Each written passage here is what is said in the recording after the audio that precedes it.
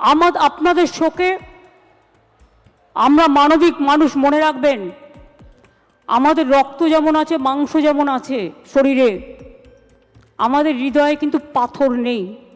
বলবো যারা যোগ্য, যারা বঞ্চিত হয়েছেন, আসুন আমরা দুটো ভাগে ভাগ করি।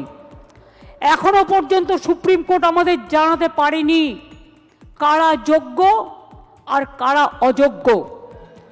আইনে বলা আছে 9,000 10,000 people can go scot free, but one innocent cannot be punished. এটা হচ্ছে আইনের প্রিন্সিপাল। 2022 থেকে খেলা শুরু করেছিল, একটা নোংরা খেলা। চাকরি দেবার ক্ষমতা নেই, চাকরির কারার যাদের ক্ষমতা আছে তাদের আমি ধিক্কার জানাই। রাজ্য সরকার সর্বতোভাবে প্রচেষ্টা নিয়েছিল। প্রথমে অভিজিৎ বাবুর বেঞ্চে, সিঙ্গেল বেঞ্চে একাদশ দ্বাদশ শ্রেণী বাতিল করে দেওয়া হয় লিস্ট। তারপরে ডিভিশন বেঞ্চে অন্যান্যদেরটা সবটাই করা হয় এবং সিবিআইকে কেসটা দেওয়া হয়। আমরা সিবিআইকে নন কোঅপারেশন করিনি। আমরা বলেছিলাম বাছুন কে যোগ্য আর কে অযোগ্য। যদি কেউ অযোগ্য হয়, তথ্য প্রমাণ দিয়ে প্রমাণিত করতে পারেন, নিশ্চয়ই গভর্নমেন্ট মানে এসএসসি সেটা মেনে নেবে, আমার মানতে কোনো আপত্তি নেই। কেউ যদি কোনো ভুল করে থাকে তার দায়িত্ব আমরা কেন নেব? আমরা চাই কোনো যোগ্য ব্যক্তির যেন চাকরি না যায়, এটা আমরা অলওয়েজ চাই। কিন্তু ব্যাপারটা কিভাবে বলা হচ্ছে, বলছে 26-এ ভোটে পরাজয় হলে আমরা চাকরি করে দেব। যারা বলছেন, আমি একটা কথা আপনাদের বলি, তুমি গিয়ে কেন অ্যাপ্লাই করলে? ফার্স্ট কোয়েশ্চেন আমার, whether because Bhattacharya will be isolated or not politically. This is my first question. CPM has to answer why he is cancelling all this list. আমি তো চাকরিগুলো দিয়েছিলাম, আমার সরকার দিয়েছিল। একটা দুটো কাজ করতে গেলে ভুল হতে পারে, সে ভুল সংশোধন করে নেওয়ার জন্য তুমি প্রশাসনকে সময় দাও। তারপরে গেল ডিভিশন বেঞ্চে, সব বাতিল। আমার মনে আছে সঙ্গে সঙ্গে আমি এডুকেশন ডিপার্টমেন্টকে বললাম, 2024 সালে আমি আসানসোলে দুর্গাপুরে মিছিল করছি। আমার কাছে খবর এলো সুপ্রিম কোর্টে আমরা যখন অ্যাপিল করেছিলাম যে হাইকোর্টের রায়টাকে স্টে করে দেওয়ার জন্য, এবং তদানীন্তন বিচারপতি চন্দ্রচূড়জি সেটাকে স্টে করে দেন। তারপর আবার দেখলাম আরেকজন বিচারপতি এলেন, একজন প্রধান বিচারপতির একটা রায়কে আর একজন প্রধান বিচারপতি সম্পূর্ণভাবে যোগ্য অযোগ্য না দেখে বাতিল করে দিলেন। মনে রাখবেন, আমায় যদি কেউ চ্যালেঞ্জ করে, আমি কিন্তু চ্যালেঞ্জটাকে মোকাবিলা করতে জানি। আমি কোর্টকে বলছি না, এটা কোর্টের দোষ নয়, দোষ তো সেই মুখ আর মুখোশদের যারা আপনাদের নিয়ে খেলা করেছে। বাট আমি একটা কথা বলতে চাই, আমি বেঁচে থাকাকালীন যোগ্য প্রার্থীদের কারো চাকরি কেড়ে নিতে দেব না। It is my commitment. আমি সরাসরি চ্যালেঞ্জ করছি। আর এই রায়ের পেছনে কিছু খেলা তো নেই। সেই খেলাটা কে খেলেছেন? একজন প্রধান বিচারপতি স্টে করে দিচ্ছেন। আমরা তো মনে করি আইনের সম্মান একজন যেটা করে, উচ্চ আদালতের সর্বোচ্চ আদালত ন্যায় দেবেন, এটাই আমরা আশা করি। আমরা সরকারের পক্ষ থেকে শিক্ষা ব্যবস্থা যাতে ভেঙে না পড়ে, তার জন্য আমরা প্রথমে আমি একটু কোর্টের ভাষায় বলি। কোর্টের ভাষাটা, তার কারণ মনে রাখবেন, কোর্ট যখন একটা রায় দেয়, সে রায়টাই নাকি চূড়ান্ত রায়। সেই জন্য একটু কোর্টের ভাষায় বলি। সুপ্রিম কোর্ট বলেনি কে যোগ্য কে অযোগ্য, তালিকা দেয়নি। সরকারকে যোগ্য ও অযোগ্যদের আলাদা করার সুযোগ আদালত দেয়নি। ফ্যাক্ট ফাইন্ডিংয়ের অনুমতিও দেয়নি। সিবিআই যা যা কাগজপত্র চেয়েছিল তদন্ত করার জন্য এসএসসি সব কাগজপত্র তাদের দিয়ে সাহায্য করেছিল। এবার আমরা কাদের নিচ্ছি সেটা বলে দিচ্ছি। আমরা অভিষেক মনু সিংভিকে বলছি, আমরা কপিল সিব্বলকে বলছি, আমরা রাকেশ দ্বিবেদীকে বলছি, আমরা কল্যাণ ব্যানার্জিকে বলছি, আমরা প্রশান্ত ভূষণকেও বলতে বলেছি, এবং তাছাড়াও আরও অনেক লিগাল ফার্ম থাকবে যারা রাজ্য সরকারের হয়ে যোগ্য টিচারদের সমর্থনে আইনের লড়াই করবে। আমি কোর্টের কথাই বলছি, আমরা একটা ক্ল্যারিফিকেশন চাইব প্রথমে। তার কারণ যে যারা এখন চাকরি করছেন, ভালো করে শুনুন, এইটা আমরা ক্ল্যারিফিকেশন চাইব কোর্টের কাছে ফার্স্ট, যে তারা আজকে কি করবেন।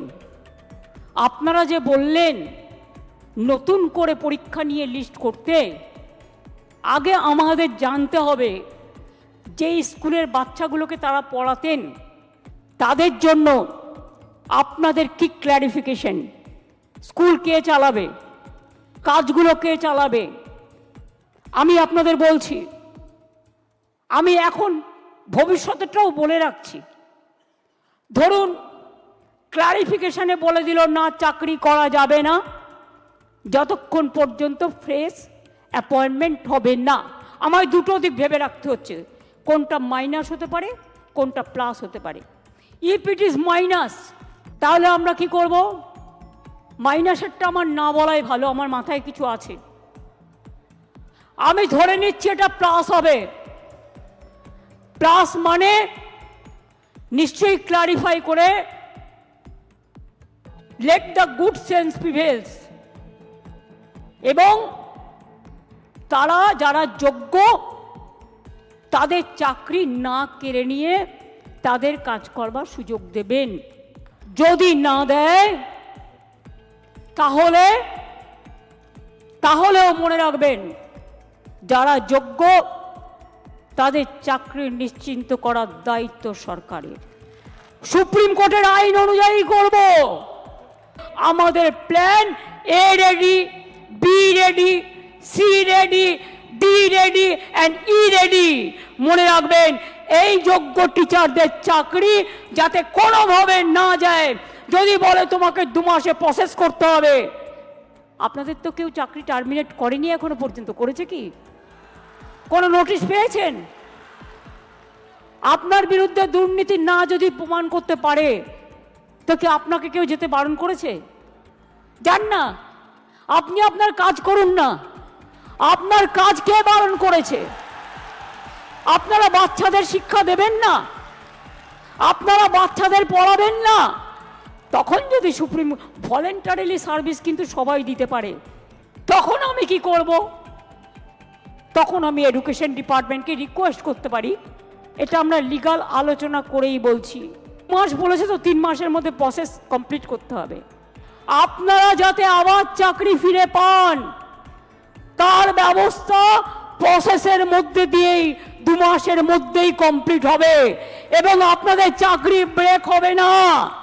কারণ আপনার এক্সপিরিয়েন্স এবং অ্যাডিশনাল কনসেশন আপনারা পাবেন যারা 10 বছর ধরে চাকরি করছেন। এটা মাথায় রাখবেন। আমি চাই মানবিকতার খাতিরে সুপ্রিম কোর্ট কেসটা নিয়ে ক্ল্যারিফাই করে বলুন কারা যোগ্য কারা যোগ্য নয়। আমাদের হাতে লিস্টটা তুলে দিন। আজকে আমি কথা বলতে এসেছি, দুটো ভাগ এই পর্যায়ের, একটা যোগ্য আর একটা অযোগ্য। যোগ্যদের চাকরি যাতে যোগ্যরা ফিরে পায় মর্যাদার সাথে, সম্মানের সাথে, আর যদি না করে তখন আমাদের রাস্তা থেকেই আমরা রাস্তা বের করে নিয়ে আপনাদের পাশে দাঁড়াবো যাতে আপনাদের কোনো অসুবিধে না হয়। 2 মাস সাফার করলে 20 বছর সাফার করতে হবে না, আর ওই 2 মাসও পুষিয়ে দেবো। এটা মনে রাখবেন। আমার জীবনে কথা মানে কথা। আমি যদি কাউকে কথা দিই আমি লাস্ট পর্যন্ত সেই কাজটা করে দেখাই। এই কেসটাও আমরা লড়বো just like a royal Bengal tiger. আর আমি স্টুডেন্টদের বলবো, এই ডিপ্রাইভ টিচার অ্যাসোসিয়েশনের যারা আছে তারাও একটা গ্রুপ করে আমরা যে লয়ারদের দিচ্ছি তারাও যদি মনে করেন তারা কনসাল্টিং প্রসেসে থাকবেন তাদের স্যাটিসফ্যাকশানের জন্য, আমি এডুকেশন মিনিস্টার এবং সেক্রেটারি এবং চিফ সেক্রেটারি এখানে আছে, তাদের রিকোয়েস্ট করব ওদের থেকেও একটা স্মল গ্রুপ তৈরি করে নাও। আর এদের আপনারা ডিপেন্ড করুন যাতে টাইম টু টাইম সঠিক মেসেজ আপনারা করতে পারেন। আমি আলাদা করে দেখছি না, আপনারা আপনাদের কাজ করবেন। আর যোগ্য আর অযোগ্যদের লিস্টটা আমরা সুপ্রিম কোর্টের কাছে চাইব, ঠিক আছে?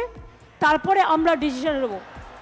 প্লিজ, আপনার চাকরি গেলে যেমন ক্ষতি, অন্যের চাকরিও যদি বিনা কারণে যায় যারা যোগ্য সেটাও কিন্তু তাদের ক্ষতি, এটা মাথায় রাখবেন। তাছাড়াও সুপ্রিম কোর্ট আর একটা অপশান দিয়েছে। অপশানটা কি, যদি আপনারা কেউ পুরনো জায়গায় কাজ করে থাকেন, পুরনো জায়গাতেও আপনারা গেলে সেখানে আপনাদের নিয়ে নেবে। 3টে অপশান সুপ্রিম কোর্ট দিয়েছে, এটা মাথায় রাখুন, ভালো করে কোর্টের আইনটা পড়ুন। আমি এখন ল অনুযায়ী বললাম, as per law which is possible for me, I clarified. Next our clarification we will ask through our advocate to the highest. এটাই লাস্ট ওয়ার্ড, এটাই এ, এটাই বি, এটাই সি, এটাই ডি, এটাই এ, এটাই এ টু জেড। এই ভরসাটুকু রাখুন। আশা করি ভালো থাকবেন, সুস্থ থাকবেন, কাজ চালিয়ে যান। অনেক অনেক ধন্যবাদ। জয় Bangla. Bureau news, Bangla Times.